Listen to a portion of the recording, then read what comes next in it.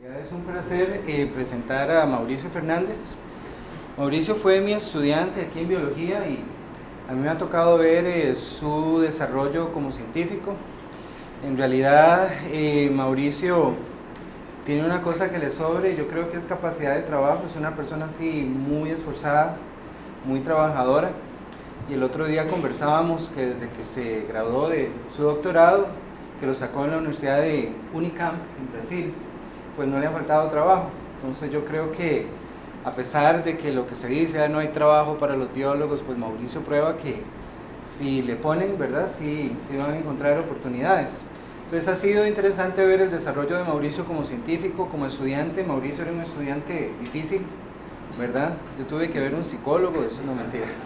En realidad, Mauricio es una persona que le gusta mucho discutir, que hace uno examinar si lo que está haciendo está bien. Y bueno, yo creo que ha sido muy interesante lo que él ha hecho, no solamente durante la maestría, sino también sobre el doctorado y la dirección que está tomando en su vida académica. Y mis más sinceras felicitaciones porque Mauricio logró obtener una de las plazas de medio tiempo que recientemente pues se ofrecieron acá y que estuvo muy disputado. Entonces eso muestra, pues es una muestra de la calidad académica de Mauricio. Y sin más preámbulo, pues Mauricio Fernández. Muchas gracias. Bueno, muchas gracias a todos por estar aquí hoy.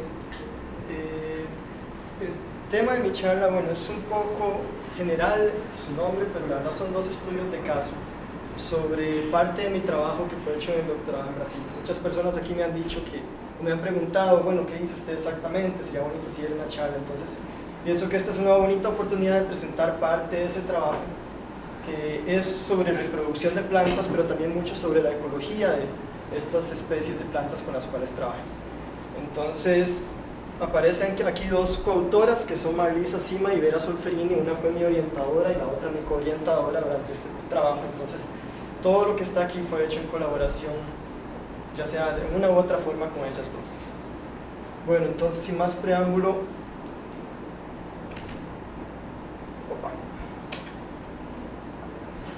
bueno, entonces, ¿qué sería una estrategia reproductiva en plantas? En el tema que yo estoy tratando, ¿qué es una estrategia reproductiva?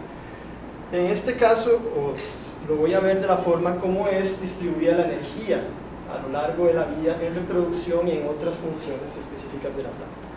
Entonces, a lo largo del ciclo de vida de la planta, la energía va a ser utilizada en reproducción y también en mantenimiento y en crecimiento. Y eso va a cambiar con la ontogenia y con otras características. Y eso va a tener implicaciones ecológicas, evidentes en algunos casos o no tan evidentes en otros. Y entonces mi idea es tratar de ir a esos aspectos que no son tan evidentes, analizando primero la estrategia de estas especies y viendo cómo van a actuar en la ecología de estas plantas. Entonces, esa reproducción puede afectar el acceso y la distribución de los recursos a lo largo del ciclo de vida de la planta y el uso que ellos hacen en el bosque. Y también la reproducción va a estar directamente relacionada con la interacción con animales y con vectores abióticos en algunos casos. Entonces, hay muchas posibilidades para que la reproducción influya en la ecología de las especies y en el uso que estas especies están haciendo del medio. Entonces, para definir la estrategia reproductiva sería cómo la energía se distribuye en el tiempo y en el espacio en estas especies, y para eso, y también el esfuerzo que esas especies están haciendo en el tiempo. Entonces, cómo se distribuye y qué esfuerzo está pasando de las especies en el tiempo. Entonces, yo lo voy a ver desde el punto de vista de la fenología de las especies y el esfuerzo reproductivo que esas especies están haciendo en el tiempo de estudio, que fueron 2 años, para 2 especies simpátricas congenéricas que ofrecen un buen aspecto comparativo en este caso. Y las partes que voy a ver de la influencia de la reproducción en la ecología de las especies van a ser, en la distribución espacial, dado que la reproducción está influyendo directamente en cómo las especies van a estar dispersadas en el ambiente. La reproducción, en este caso, producción de frutos y semillas, va a ser dependiente de vectores animales. Entonces, la interacción con animales va a afectar la dispersión o la distribución espacial que los individuos dentro de una población están teniendo en el ambiente, en estas poblaciones. Pero no es solamente eso, sino que, por ejemplo, una semilla va a ser dispersada, pero el hecho de que ésta se establezca y cómo la dinámica de la población va a cambiar a lo largo del tiempo va a depender de factores abióticos, va a depender de muchos otros aspectos, no solamente de a dónde la semilla cayó y germinó. Entonces, puede que la estrategia reproductiva de la especie afecte más directamente o más indirectamente la distribución espacial de una especie de planta. Y el otro aspecto es, si la planta tiene una estrategia reproductiva diferente, o sea, si usa los recursos de una forma diferente a otra, ella tiene que tener acceso a esos recursos y también tiene que usar parte de esos recursos en crecer. Entonces, la forma de la planta está relacionada con la adquisición de la energía que ella tiene y el uso de la energía está relacionada con la reproducción. Entonces, esa es la otra parte que quiero ver como las implicaciones ecológicas de la estrategia reproductiva en plantas, ¿okay? En estos dos grupos particulares. El trabajo en su totalidad fue hecho en Brasil, en el estado de São Paulo, que es este estado que se ve aquí, con esta forma, y el trabajo fue hecho en el litoral norte del estado de São Paulo, que limita con Río de Janeiro y con Minas Gerais, y está dentro del bioma que es llamado la Mata Atlántica o el Bosque Atlántico, que es un bosque muy parecido estructuralmente a los bosques aquí en Braulio Carrillo, por ejemplo, aunque las temperaturas varían mucho en el año en relación con la estabilidad que nosotros tenemos aquí. El paisaje es de esta forma, una planicie costera que se extiende unos 100, 200 metros y después una cadena de montañas que ellos llaman la sierra, que asciende de los 50 metros a los 1100 metros más o menos en un área de 2 kilómetros. O sea, esto es una pendiente muy pronunciada. Y allá los llaman sierras porque, a diferencia de lo que nosotros estamos acostumbrados aquí, que uno sube la montaña y después baja la montaña, allá uno sube la montaña y todo queda plano. Entonces son como estratos, la verdad, serían como mesetas que se levantan de la costa y que continúan después más o menos planas hacia el interior. Y los ascensos son de esa forma hacia el interior del continente. Entonces es un paisaje muy bonito, muy tropical en la época de verano, tiende a hacerse mucho más templado, no en su apariencia, pero sí en sus condiciones ambientales durante el invierno. Y es realmente un paraíso y un privilegio fue trabajar en esta zona, que en cierta parte me recuerda mucho a Costa Rica, principalmente la península de Osa, pero en otros aspectos es muy diferente. Bueno, y la Mata Atlántica cubrió toda esta área, que como ustedes ven es un área gigantesca, considerando que todo esto aquí es el Amazonas, todo esto aquí es el Cerrado, es un área, o fue un área impresionante de bosque, y ahora lo que queda es alrededor de un 7% de toda esa área, y lo que queda principalmente es una franja de bosque costero que se extiende por aproximadamente unos 2.500 kilómetros en la costa, desde el nordeste de Brasil hasta el sudeste, que suena a un montón, la verdad cuando uno lo ve es un área impresionante, pero es un relicto diminuto de todo lo que había en esa zona. Y es uno de los hotspots de diversidad a nivel mundial, con gran endemismo, muchos géneros, los mismos que están aquí, aunque especies muy diferentes de las que están aquí en su mayoría. Bueno, y yo trabajé con dos especies de Myristicaceae del género Virola, que es lo que es conocido aquí como fruta dorada.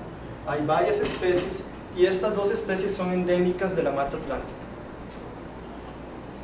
Virola bicuiva y Virola garneri. Son árboles que pueden llegar a tener 35 metros, 40 metros de altura, un árbol de los más grandes. Son especies, esta muy abundante, esta especie mucho más rara, y van a ver que aquella presenta características un poco diferentes en su reproducción y muchos otros aspectos. Bueno, la reproducción de las especies, ellos presentan flores de este tipo, son dioicas, entonces esta es una flor masculina, aquí se ven todas los estambres fusionados, las anteras fusionadas.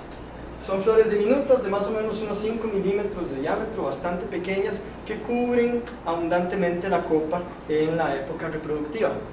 Y así es más o menos como uno ve la copa, se ven terminaciones de ramas y en todas las terminaciones van a haber flores cubriéndolas. Los polinizadores son principalmente moscas, abejas, meliponinos y avispas son los que más uno observa visitando las flores en este caso. Bueno, y la especie es dioica, entonces hay árboles masculinos y femeninos separados en la población. En general, todo el género es dioico, todas las especies conocidas hasta ahora, y no hay cambios de sexo a lo largo de la reproducción. Y los frutos de las virolas son grandes, con una única semilla. Entonces cada uno de estos es un fruto. Aquí se ve una semilla cubierta con un arilo rojo, y ese arilo es atrayente de aves. Entonces las aves van a comer el fruto, le quitan el arilo y después regurgitan la semilla, las especies más pequeñas. Las especies más grandes pueden pasar por todo el tracto digestivo de la semilla, pero en general son semillas grandes, pueden llegar a tener casi 2 centímetros de tamaño. Entonces no cualquier pájaro puede alimentarse de estas especies. Bueno, entonces, entrando al primer punto, sería definir la estrategia reproductiva, o analizar cómo es la estrategia reproductiva de estas especies. Entonces, yo lo voy a ver a diferentes niveles, porque uno puede ver la estrategia a nivel de especie, pero creo que hay mucha más tela que cortar que verlo únicamente a ese nivel. Entonces voy a entrar por ahí. Y las características reproductivas en plantas pueden tener un factor filogenético que las hace comunes a las especies, pero va a haber un montón de interacciones con vectores animales que están relacionados tanto en la polinización como en la dispersión, que van a causar variación. Entonces, por ejemplo, en relación filogenética, son 3 especies diferentes de virola, las flores son prácticamente iguales. Y para todas las especies del género que yo he visto, y he tenido la flor es prácticamente igual, tal vez un poquito más peluda, un poquito menos peluda, un poco más grande, más pequeña. Igual los frutos, toda la misma morfología, todos dispersados por los mismos grupos de aves principales, pero variaciones en el tamaño y en el diámetro que tienen implicaciones importantes. Entonces, hay una gran base filogenética y hay cierta variación en algunos puntos. Pero los aspectos que no son tan evidentes de variación puede ser la fenología y el hecho de cómo una especie florece, cuándo da las flores, qué intensidad de floración tiene, y cuándo fructifica y qué intensidad de fructificación tiene.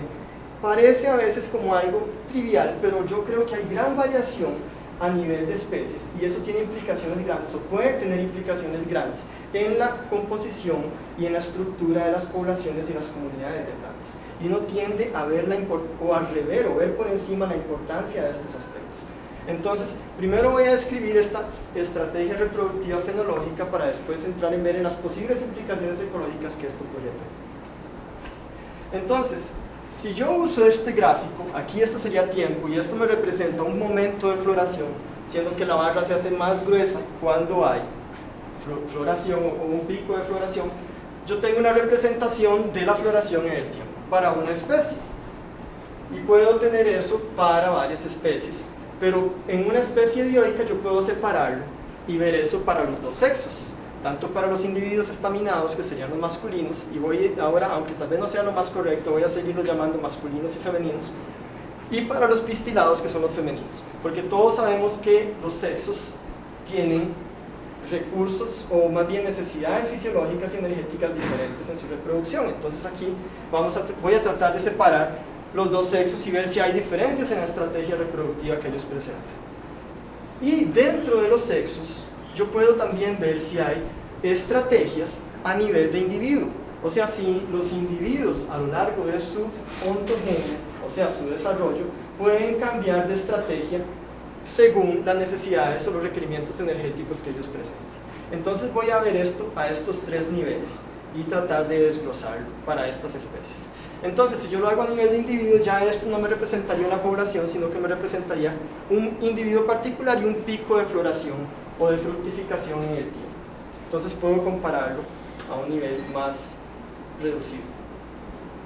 Y entonces, si yo tengo, por ejemplo, este gráfico y cada uno de estos son individuos, y yo veo que hay variación en el momento de floración y de fructificación de esos individuos, puedo ver si yo puedo resumir esto en estrategias reproductivas y ver si hay patrones en común entre ciertos grupos de individuos que me permiten definir correlaciones y estrategias. Entonces yo puedo ver el tiempo de floración y la intensidad de la floración, puedo comenzar a analizar la sincronía entre los individuos, puedo comenzar a ver qué factores, esa es la parte que más me interesa, determinan esta variación, y puedo ver la influencia que esa variación tiene en el éxito reproductivo. Entonces puedo comenzar a ver si las diferencias en las estrategias de los individuos pueden tener un efecto de que varíe su éxito reproductivo, lo cual es importante evolutivamente. Entonces yo hice esto midiendo la cobertura. que es algo muy fácil y a la vez muy difícil de hacer. Yo llegaba y calculaba la cobertura de flores en una escala de porcentajes para el individuo, para cada individuo. Hice eso mensualmente durante 2 años para las 2 especies, para estos tamaños muestrales que aparecen ahí. Y entonces para cada mes yo tenía un dato para cada individuo de cobertura de flores y cobertura de frutos, y podía graficar eso. Y también podía calcular la sincronía que esa floración y esa fructificación presentaba, porque si los individuos están sincronizados, es mayor la probabilidad de que un individuo particular envíe polen, un macho, hacia una hembra, por ejemplo. Y si una hembra está sincronizada con la mayor cantidad de machos, la probabilidad de que ella reciba polen diverso es mayor. Entonces eso es importante de cuantificar en este aspecto. Entonces, yo dividía la copa del árbol, no voy a entrar en detalles de cómo se calculaba. La escala de Fournier, para los que la han usado, uno dice, bueno, cobertura de 0 a 25%, de 25 a 50, 50 a 75, 75 a 100. Yo necesitaba una escala más fina, entonces mi escala andaba alrededor de 10% de variación entre las unidades más o menos. Y yo asignaba entonces un valor entre 0 y 100% o 0 y 1% de cobertura cada mes para cada individuo. Y obtengo un gráfico de fenología como este, que son los gráficos típicos que uno ve en un artículo. Entonces uno presenta, en este caso es proporción de individuos reproductivos. Yo veo cómo los individuos, por ejemplo, aquí no hay ninguno reproductivo y aquí tengo un pico de floración en estos 2 meses que comienza a caer hasta que aquí hay solo tal vez un 20% de los individuos reproductivos. Entonces yo veo cómo es la floración a lo largo del tiempo. Veo cuando hay un pico de floración, en este caso, para las 2 especies. Y veo que hay 2 diferencias grandes. Bueno, primero veo los machos y las hembras. Los machos son los azules y los masculinos, y los femeninos serían los individuos rojos. Veo que hay diferencias.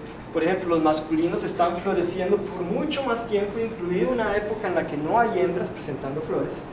Y cuando comparo con la otra especie, veo que aquí hay un periodo extenso de floración, mientras que aquí solo hay un periodo muy corto sincronizado de floración para la otra especie. Entonces, las 2 especies del mismo género simpátricas muestran diferencias, los sexos dentro de las especies muestran diferencias.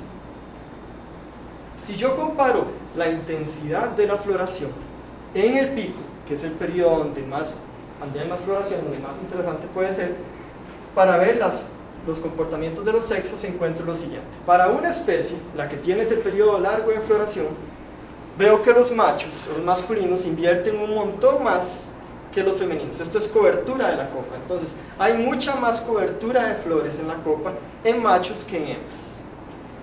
Cuando lo comparo con la otra especie, veo que el patrón es el mismo. En esta otra especie hay mayor cobertura que en esta, pero el patrón es el mismo. Los masculinos invierten mucho más que los femeninos en floración.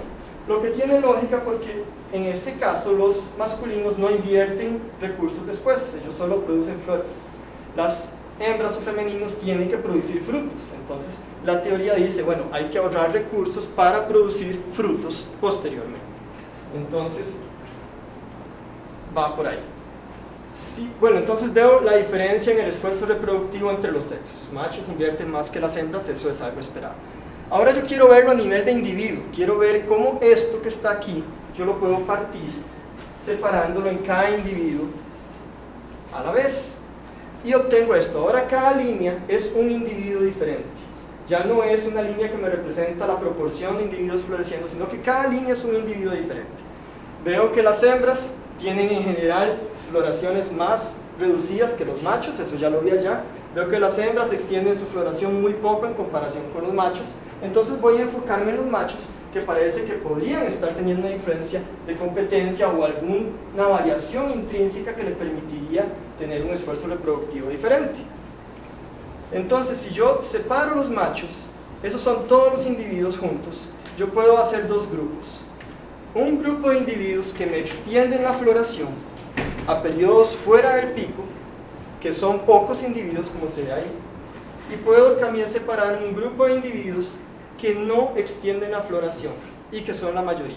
Entonces estos solo florecen durante el pico, estos otros individuos florecen fuera del pico y en intensidades que pueden ser bastante grandes. O sea, ellos invierten un montón de energía en el pico y además de eso invierten mucha energía también fuera del pico. Curiosamente, cuando no hay hembras reproductivas evidentes, que es un asunto interesante. Entonces yo quiero saber qué me explica esa variación, qué factor hace que un individuo me esté expandiendo su periodo de floración mientras que otros no.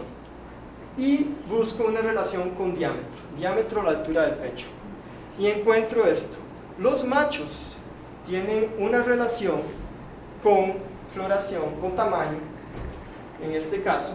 Entonces la cobertura de flores está relacionada con el tamaño del individuo. Si individuos más grandes producen más flores, eso es algo esperable, aunque estos son valores proporcionales. Entonces un individuo grande invierte proporcionalmente mucho más que un individuo pequeño en floración.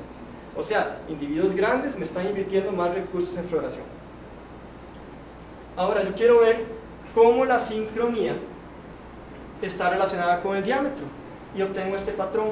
Entre más grande es un individuo, menos sincrónico él es, lo cual parece ser contradictorio, pero no lo es realmente cuando uno ve este otro gráfico. Entre más grande es un individuo, más tiempo él produce flores. O sea, individuos grandes producen flores por mucho más tiempo que individuos pequeños. Son esos individuos que extienden la floración.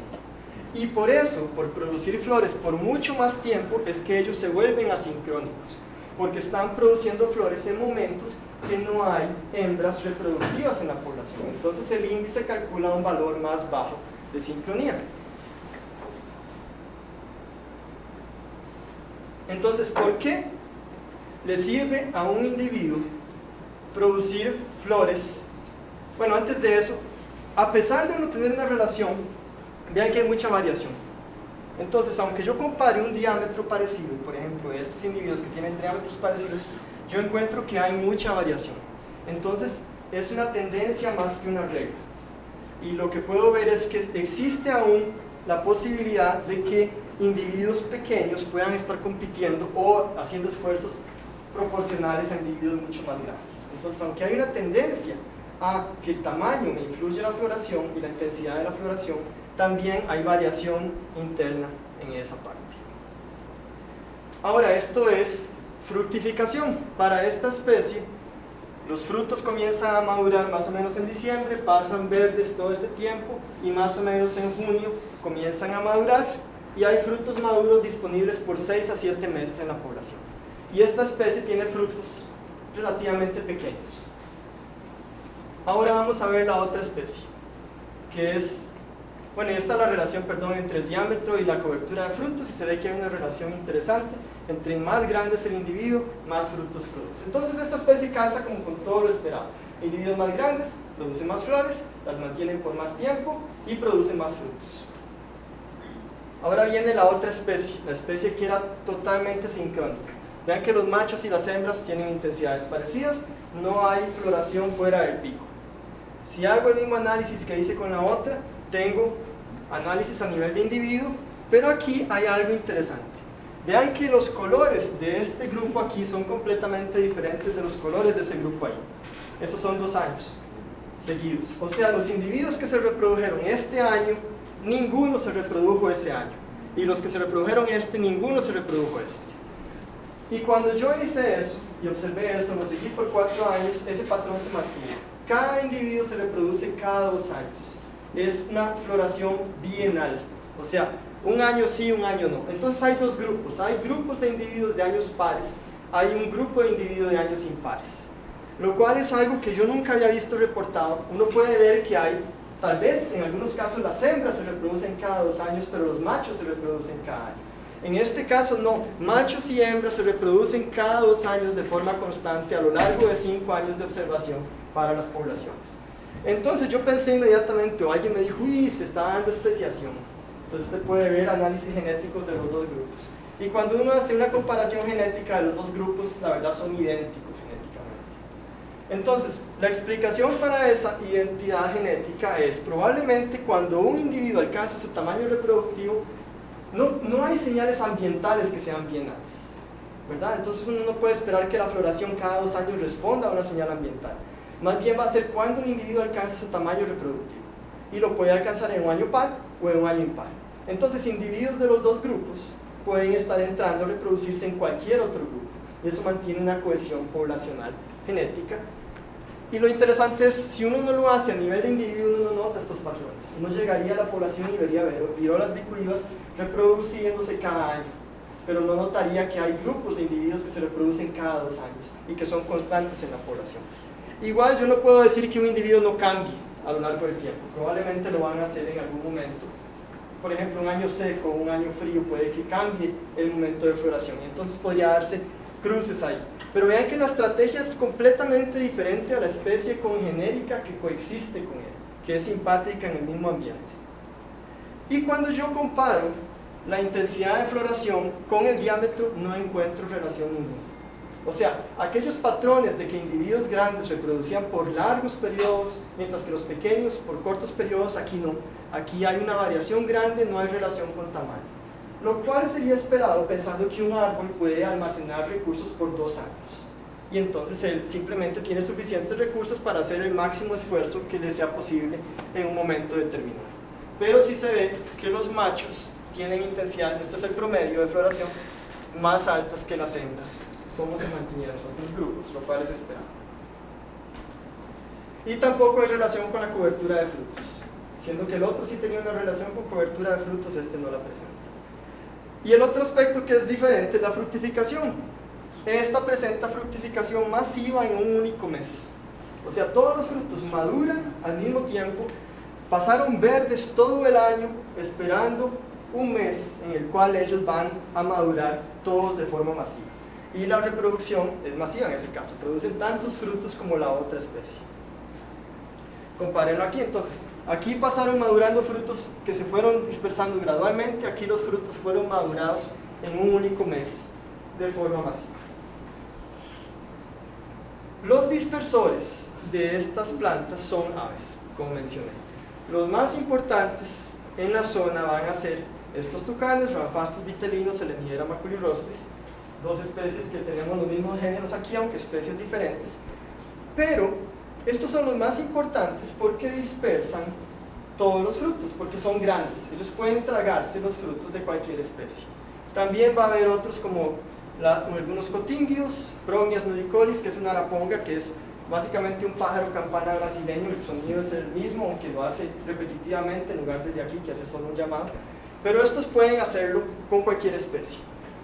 Pero el asunto con estas especies, aparte de todas las diferencias, es que ellos difieren en el tamaño del fruto.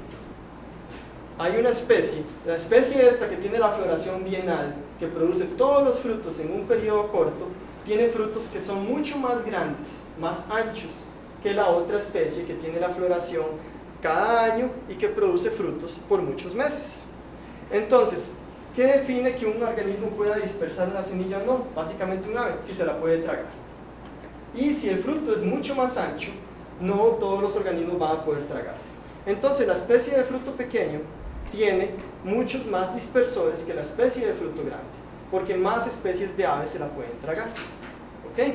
Entonces, si yo tengo esas diferencias, hago la pregunta, o me hice las preguntas, ¿cómo esas diferentes estrategias reproductivas me afectan la estructura espacial y genética, porque está relacionado con la dispersión, con el tamaño del fruto, con la disponibilidad de los frutos?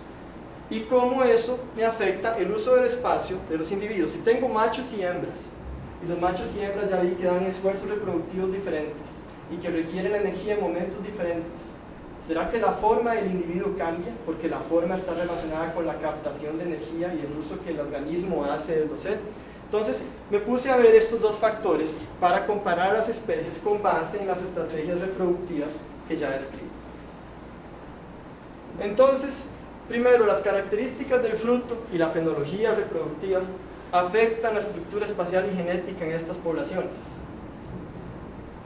Y eso es importante porque en bosques tropicales tenemos cientos de especies, más de 300 especies en el récord por hectárea en la zona atlántica de Brasil, y la mayoría de ellas presentan patrones agregados, pero se sabe que esos niveles de agregación varían grandemente. Entonces, aunque uno tiene tendencias o patrones agregados, la escala de esos patrones varía, y se ha demostrado que las características de los dispersores de cada especie influyen en esos patrones. Entonces yo esperaría ver una influencia de esos frutos y de cómo los frutos son distribuidos en la estructura espacial y por tanto también en la estructura genética. Entonces, quise ver cómo la ontogenia, o sea, cómo el desarrollo de los individuos cambia la estructura espacial. Primero va a ser determinada por los dispersores de semillas, pero después va a venir tolerancias ambientales e interacciones con otros organismos. Entonces, si yo tengo una señal producto de un dispersor, ¿será que esa señal se va a mantener a lo largo del tiempo y los individuos adultos van a mantener esa señal producto de una estrategia reproductiva, como puede ser tener un fruto más pequeño o menos pequeño, o que es distribuido por muchos meses en comparación a uno que es distribuido por pocos meses? ¿Cómo eso afecta? ¿Cómo la reproducción me afecta a esto a largo plazo? Entonces ahí me dispuse a comparar la estructura espacial de los sexos y también la estructura espacial de los genes en el espacio. Para hacer eso, en un área de 10 hectáreas, se mapeó a todos los individuos, cada uno fue de ellos mapeado, usando el mayor grado posible de certeza. Se colectó ADN, muestras de tronco y de hojas de todos los individuos, se pasaron por microsatélites, por 9 pares de microsatélites, y se hicieron análisis de autocorrelación espacial para ver la estructura genética. Ahora, ¿cómo funciona un análisis espacial de este tipo? Es más o menos lo siguiente. Si yo tengo un individuo focal, ese punto verde es un individuo, yo puedo hacer círculos alrededor de ese individuo y contar cuántos individuos de la misma o de otra especie están alrededor. Entonces yo tengo esto, puedo calcular, a esta distancia, que sería este valor 1 aquí, tengo tantos individuos, en el siguiente anillo, que es el valor 2, tengo tantos individuos, y yo puedo calcular una función que me describe esa distribución de forma matemática, que sería algo así. Ahora, esta es mi distribución observada. Lo que yo hago es aplicar un modelo nulo y comienzo a generar distribuciones aleatorias. Y entonces produzco 1000, 2000, 3000, 10000 distribuciones aleatorias y calculo una función como esta para cada distribución aleatoria. Y calculo intervalos de confianza, que son estas líneas punteadas. Si el valor que yo observé está por arriba de mis modelos nulos del intervalo de confianza, yo digo, esta distribución es más agregada de lo esperado al azar. Si los valores se salen del intervalo de confianza por abajo, yo digo, esta distribución está más dispersa de lo esperado al azar, porque yo generé los intervalos de confianza con base en distribuciones al azar. Para la parte genética hago lo mismo, pero con genes. Yo tengo la distribución de los genes en el espacio, calculo una estructura genética que sería parentesco. Si se sale para arriba, es que los individuos cercanos son más emparentados de lo esperado al azar. Si se sale para abajo, es que son menos emparentados de lo esperado al azar. Entonces los análisis son equivalentes en su interpretación gráfica, aunque no en su aplicación técnica. Entonces esta es la población original, cada uno de esos son individuos. Aquí hay juveniles y reproductivos, y esto es una parcela que fue hecha en el centro para ver plántulas, de 2.5 hectáreas. Entonces, estos son los datos de los microsatélites. Eso solo para mostrar, yo sé que es una tabla muy grande con un montón de números, solo para mostrar que eran diversos, había gran diversidad genética, especialmente para este que tiene pocos, pero que presentó bastante diversidad genética, bastantes alelos diferentes, y también la heterocigosidad es alta en los dos casos. Entonces es una herramienta que me permite poder calcular al menos la estructura genética. Mi idea era hacer paternidad, entonces yo quería tener análisis de paternidad, pero no tuve diversidad genética suficiente para poder hacer análisis de paternidad con la confianza que yo quería. Entonces, ahora los patrones espaciales, y está separado por grupos de tamaño. Entonces esto me representa aquí plántulas o individuos juveniles pequeños, de más de 75 centímetros hasta menos de 2 metros y medio. Bueno, no son tan pequeños, ¿verdad? Son individuos decentes en tamaño. Aquí está la parte espacial, abajo está la parte genética. Entonces, cuando yo veo la parte espacial, veo que hay agregación. Aquí es una especie, aquí es la otra especie. Esta es la especie de fruto grande, esta es la especie de fruto pequeño. Las dos especies muestran agregación. Esta me muestra agregación a distancias mayores de hasta 20 metros. O sea, a 20 metros alrededor de cualquier individuo hay más posibilidad de encontrar otro individuo que lo que se esperaba al azar. Entonces hay grupos de más o menos 20 metros de diámetro. En esta hay grupos de más o menos 10 metros de diámetro. Son parecidos. La diferencia es cuando yo veo la parte genética. En la especie de fruto pequeño no hay estructura genética. O sea, no hay más parentesco de lo esperado al azar en esos grupos. Cuando yo veo la otra especie, yo encuentro grupos con estructura genética de 70 metros. O sea, a 70 metros alrededor de cualquier individuo hay más posibilidad de encontrar un individuo emparentado que un individuo no emparentado. Y cuando me alejo a más de 150 metros es lo contrario.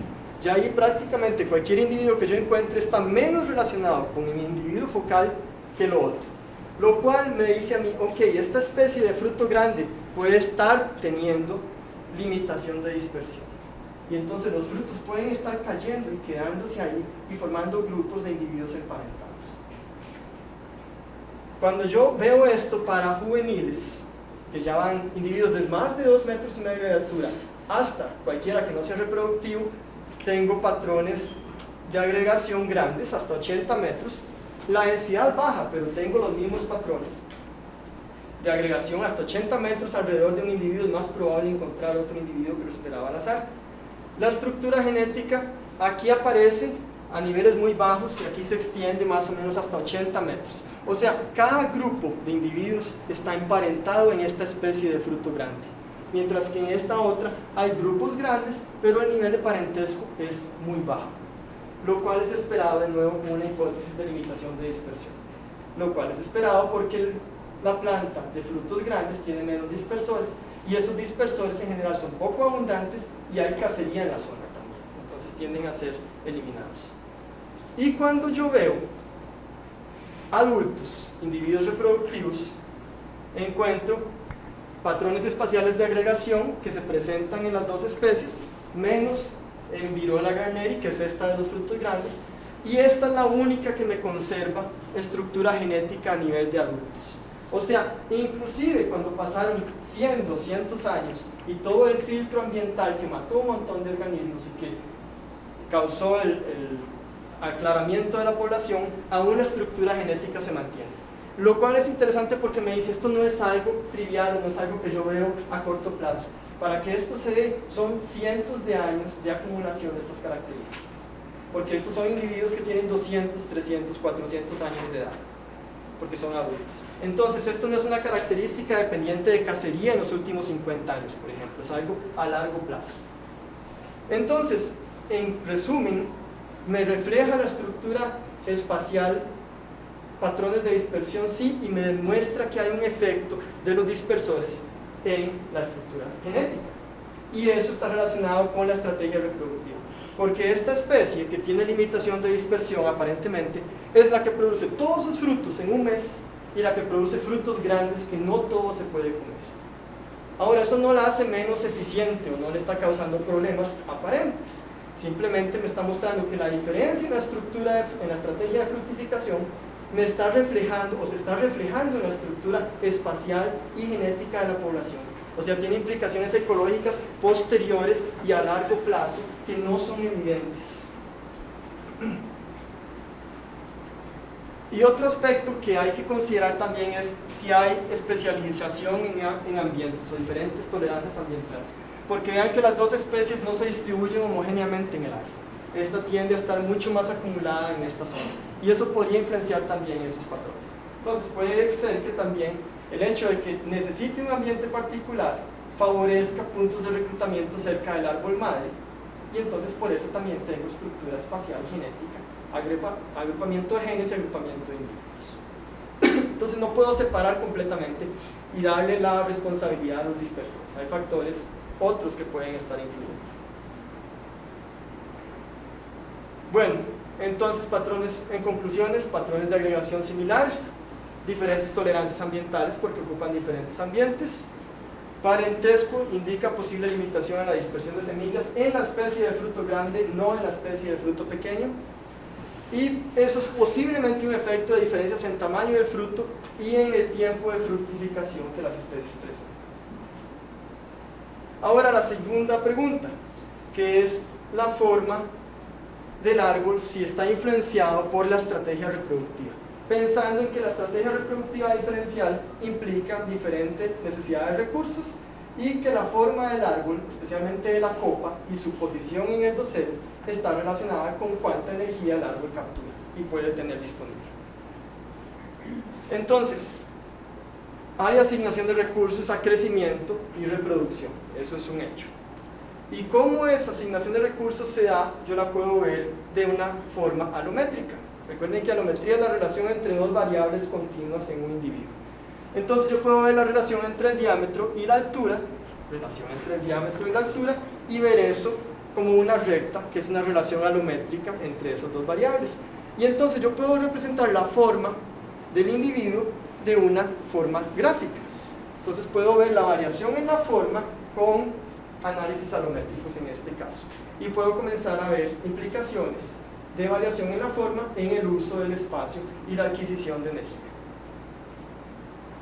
Entonces, yo tengo que hay una relación entre forma y función.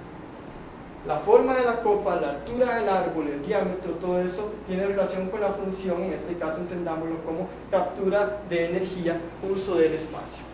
Ahora, eso puede cambiar ontogenéticamente, o sea, a lo largo del desarrollo, puede tener una influencia filogenética, puede que sea solo la filogenia lo que me explica esto y nada que ver todas las cosas que yo estoy pensando, puede ser influenciado por el ambiente, y en una especie dioica yo quería saber si eso podía estar influenciado por el sexo, porque los sexos varían bastante en su estrategia reproductiva. Entonces, usé las dos especies brasileñas, pero para tener más variabilidad filogenética, me vine a Costa Rica y muestré en la zona sur del país, en la península de Osa, dos especies más, Virola surinamensis y Virola costa. Entonces, agregué esas dos especies al pool, aunque yo no conozco la estrategia reproductiva de esas especies, pero sí quería ver la influencia filogenética con eso. Y vean que son dos especies lejos, nada que ver. Entonces, si hubiera variación entre esto y esto, me da más indicaciones, pero si todo me da igual, me dice que hay una huella filogenética muy fuerte. Entonces, tengo aquí un árbol y lo que hice fue medirlos. Para todos los individuos en la población, que eran casi 600 y tantos, se les midió diámetro, altura, amplitud vertical de la copa y dos variables horizontales del tamaño de la copa para poder caracterizar al individuo. ¿Ok? Con eso yo apliqué regresiones tipo SMA, que son modelos de regresión tipo 2, que me explican mejor que una regresión normal cuando yo quiero ver una estrategia alométrica, una relación alométrica entre individuos. Y primero dije, ¿hay dimorfismo sexual? Y la respuesta es no, no hay ningún tipo de dimorfismo sexual, al menos en los caracteres de estructura general. Tanto machos como hembras son idénticos estadísticamente en sus relaciones. Aunque uno ve una pequeña variación entre las formas, no existe ningún dimorfismo estadístico entre diámetro y altura. O sea, los machos y las hembras son idénticos. Ahora, ya sé que los machos y las hembras son idénticos, voy a comparar las especies. Y cuando pongo todas las especies juntas, encuentro esto. Ustedes dirán, casi todas son iguales. Y sí, casi todas son iguales. La única que difiere es esta amarilla, que es aquella que tiene la floración bienal y que presenta los frutos grandes. Todas las otras, yo sé que tienen floración anual. La única que difiere un poco es esta.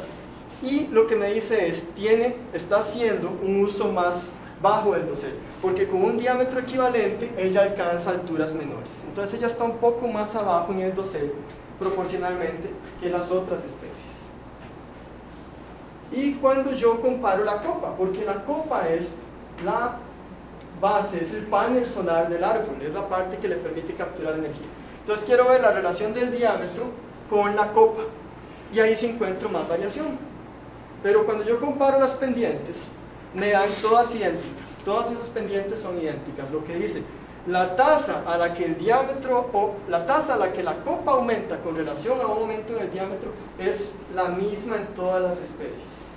La diferencia que existe es que va a haber especies que con diámetros equivalentes van a tener copas más pequeñas que otras. Entonces, la tasa de crecimiento de la copa en relación al diámetro es igual, pero los tamaños de las copas de esas especies son diferentes. Y la especie que tiene la tasa o la copa más pequeña es la misma que tiene la fructificación bienal y los frutos grandes. Y esa fructificación bienal y reproducción bienal es la única especie que yo conozco hasta ahora que presente eso de forma constante. Entonces, ¿qué me está diciendo esto? Básicamente, no existe un efecto de la forma del individuo o de la reproducción en la forma del individuo. Básicamente, la forma está siendo definida filogenéticamente. Hay una fuerte base filogenética y de hecho, cuando yo agrupo a todas las especies, a todos los individuos, tengo esta línea.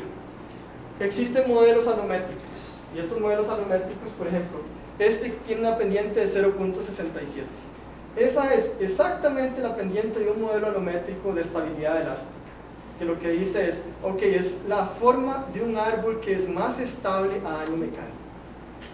Y estas especies, si yo las agrupo, calzan exactamente con el modelo alométrico. Lo que me dice, la verdad aquí lo que está definiendo la forma del árbol es estabilidad mecánica. Y yo de este promedio de las especies tengo algún grado de variación, pero la reproducción no me está influyendo en nada, aparentemente, en la forma del árbol. Entonces, para la dispersión, la estructura espacial y la estructura genética, yo sí veo un efecto de la distribución, o más bien de la reproducción en lo que está presentándose en esas poblaciones. Pero en conclusión final, cuando yo lo hago para la forma del árbol, la forma no parece ser determinada en ningún grado por la estrategia reproductiva de las especies. Entonces, como para cerrar, tengo ese patrón. Y lo interesante es, yo veo, o si lo pienso, estas son dos especies. En los trópicos pueden haber 300 especies de árboles por hectárea. O sea, la diversidad es gigantesca. Y la diversidad de estrategias reproductivas que deben haber ahí son gigantescas, pero desconocidas de su totalidad. Y los efectos que esas estrategias pueden tener pueden ser importantes a nivel de comunidades, a nivel de composición de comunidades, a nivel de todas las interacciones que se están dando ahí, pero son cosas que uno realmente ignora. Y la verdad, creo que hay mucho potencial para poder ver esos factores a futuro y comenzar a ver que los árboles y las plantas en general son mucho más interesantes sexualmente de lo que uno tiende a creer. ¿Ok? Entonces,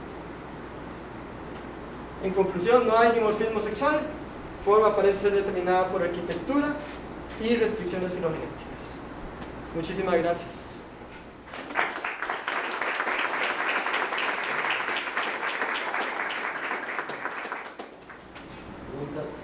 Usted mencionó que podía tener una altura de 35-40 metros. Producto de mi ignorancia, ¿cómo hacen ustedes para hacer esas determinaciones a estas alturas? Eso fue bastante complicado. Bueno, uno busca un lugar, lo que uno necesita es apreciar la copa, lo cual en un bosque cerrado es bastante difícil en la mayoría de los casos. Entonces, era un proceso que por individuo podía llevarse hasta hora y media en algunos casos. Y sería, las primeras veces que uno iba a cada lugar, lo que se hacía era, para cada individuo comenzaba a buscar el punto que mejor permitiera tener acceso visual a la copa, y después se definieron puntos en la copa para poder usar eso como estimativas de área. Entonces yo podía ver, ok, de este punto yo estoy viendo, aquí es el 50%, estimaba cobertura con binoculares, aquí esta otra parte 50%, estimaba cobertura, cambiaba de posición para ver el otro ángulo, y con eso yo calculaba un valor por individuo. Entonces era muy trabajoso. Por eso después de esto yo digo, si hago algo parecido otra vez va a ser con arbustos, no con árboles, porque es bastante trabajo y se llevaba mucho trabajo de campo. Y especialmente allá que es en la zona media de la sierra. Entonces, para llegar al punto había que caminar 2 horas subiendo, y la pendiente era de 35 a 45 grados en muchos casos. Lo que facilita el muestreo, porque yo quedo arriba para ver muchos individuos, o al frente cuando son pendientes de este tipo, pero llegar allá y moverse entre todos estos individuos, que eran muchos, no era algo fácil. Pero en una zona plana yo lo veo muy complicado, realmente, porque ahí va a estar todo el dosel, todas las ramas interfiriendo, y en un dosel como Osa, que son 50 metros, sí fue realmente desafiante hacerlo. La ventaja es que eran menos individuos, entonces era más fácil. Yo tenía una duda parecida, así, metodológica. Yo te pregunté que era que para mediciones como cobertura, que es bien complicado hacer a estas alturas, no usan drones o algo así ahora. Para ese tipo de cosas debería ser muy útil. Debería poder usarse, de hecho yo lo he pensado. Para un grupo, para un árbol que tenga una floración bien conspicua, podría ser útil. Sí. Y la pregunta que quiero hacer en los resultados es si el hecho de que había una población bienal dentro de una de las especies y que dijiste que necesitabas que eso fuera especiación, porque los marcadores moleculares, me imagino que los satélites eran muy parecidos. Idénticos. Sí. Se hizo el análisis genético, se pasó por structures, se compararon, son idénticos. Sí. Idénticos.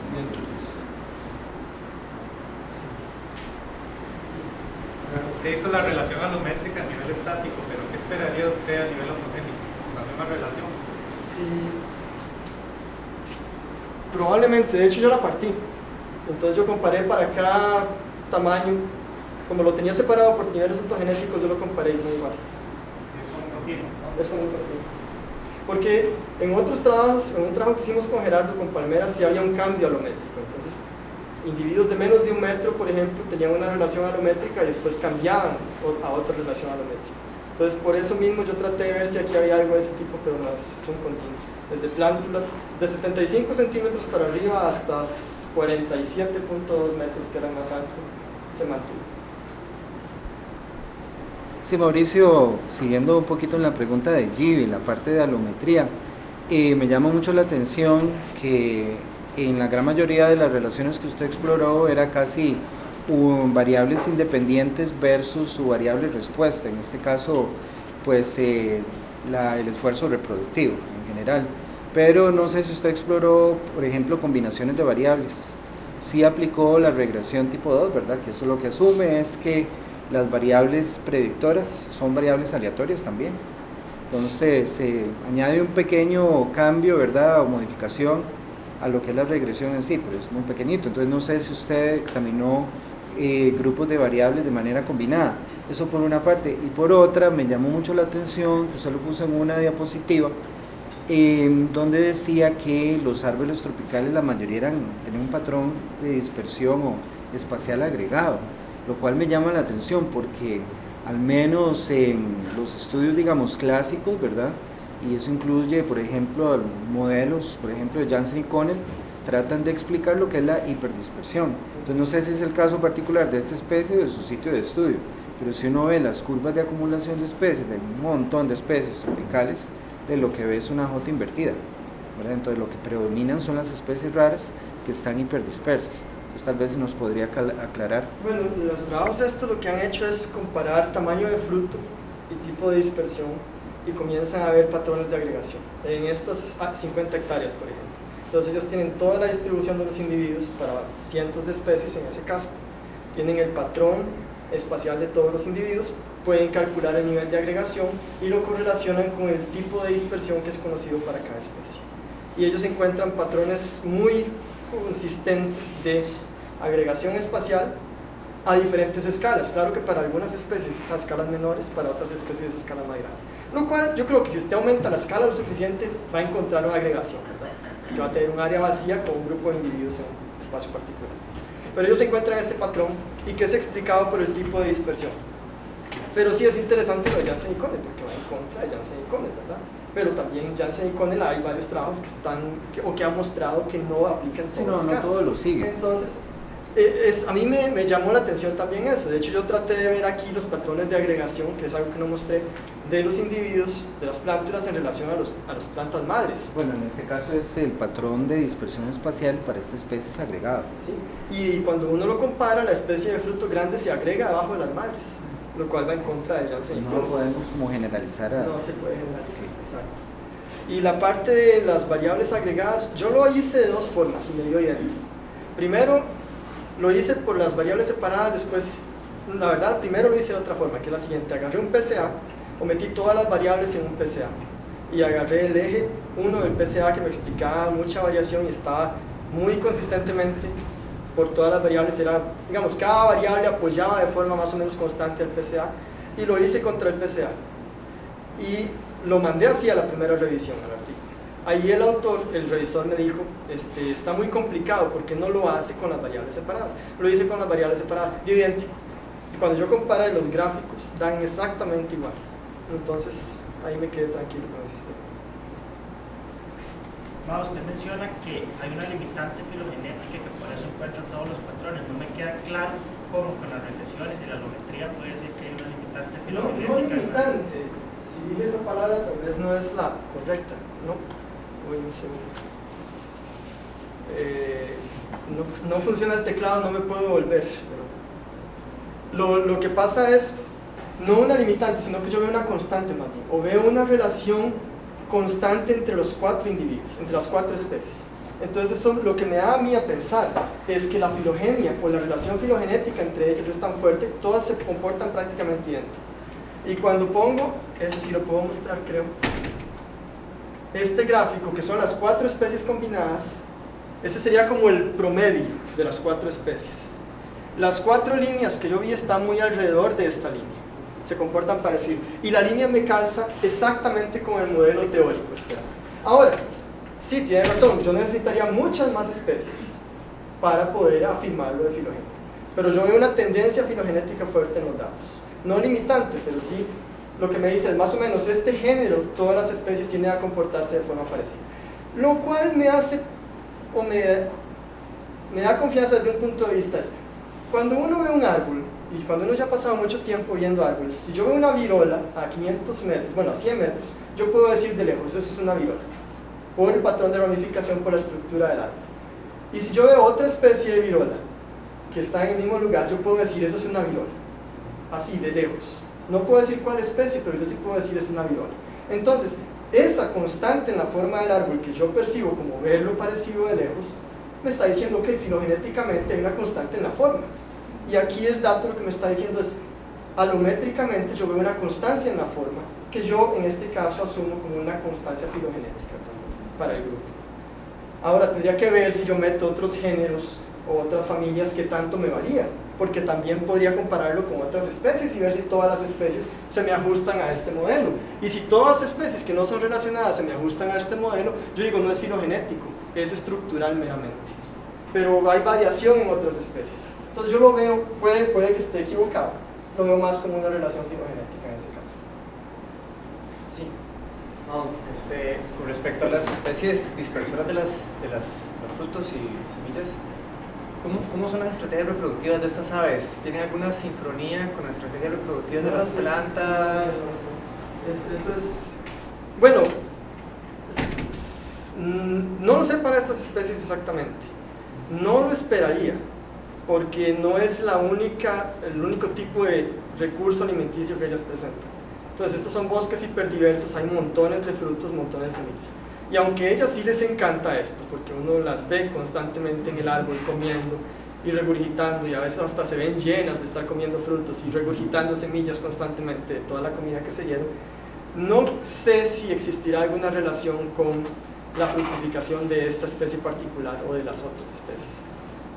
Pero en general lo que yo veo, bueno, no sé si ahí Luis y G me pueden corregir, casi siempre el pico o el momento de la reproducción va a estar asociado con el momento de mayor disponibilidad de recursos, lo cual casi siempre tiene relación climática, el inicio de las lluvias principalmente. Entonces, inicio de lluvias hay más frutos y hay más cosas y es cuando se da el momento de la reproducción, pero no dependiente de una especie, sino dependiente de la comunidad.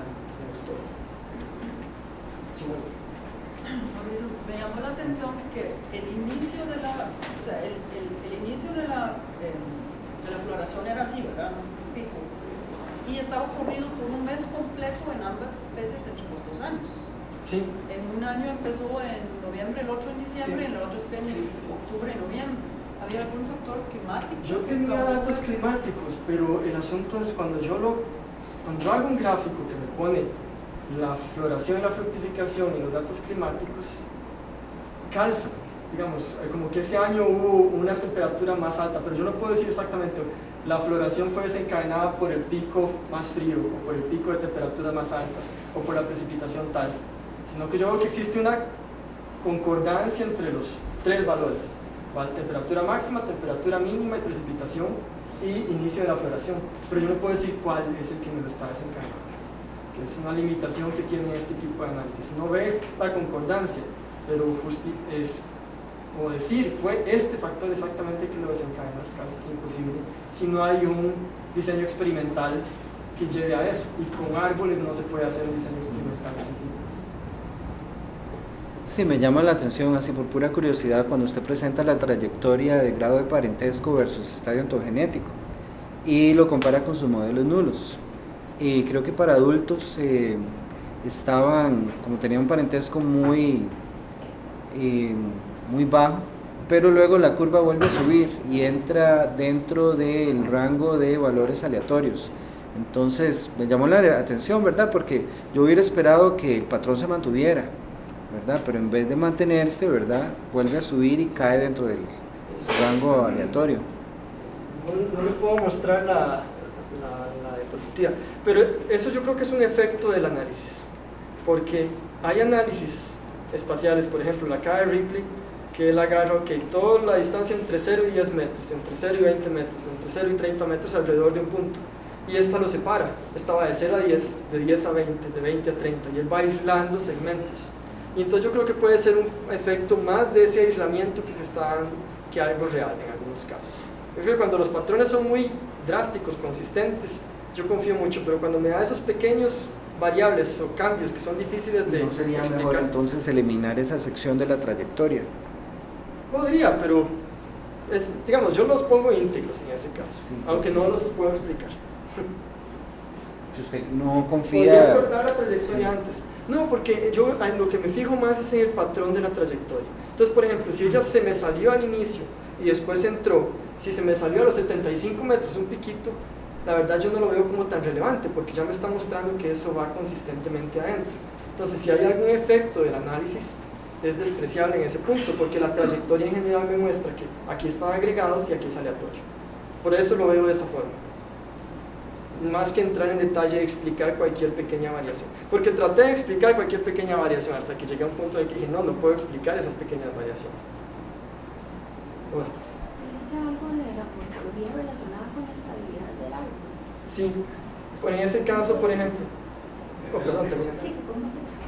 Porque si un árbol se hace muy alto con un diámetro pequeño, se vuelve inestable. Y si un árbol se hace muy ancho con una altura baja, no tiene acceso al descenso. Entonces tiene que haber como un equilibrio de cómo el árbol puede llegar lo más alto posible siendo lo más estable posible. Entonces la relación entre diámetro y altura define, hay un valor teórico que es el que dice, esta es la forma más estable.